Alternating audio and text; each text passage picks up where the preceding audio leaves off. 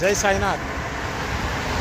వెనకాల మర్రి చెట్టు కనిపిస్తున్నది కదా, మర్రి విత్తనం అసలు ఎంత చిన్నగా ఉంటుందో ఇదే మన సృష్టికి ఒక ఉదాహరణ.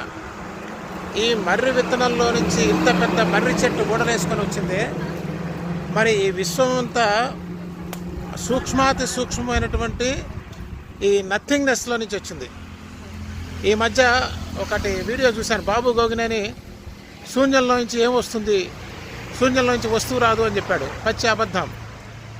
శూన్యం అనేది అసలు ఈ సృష్టిలో లేనే లేదు. ఈ కనీస పరిజ్ఞానం కూడా లేకుండా మాట్లాడుతున్నారు. శూన్యం అనేది ఏముంది చెప్పండి? ఈ కనిపించే ఆకాశం శూన్యమా?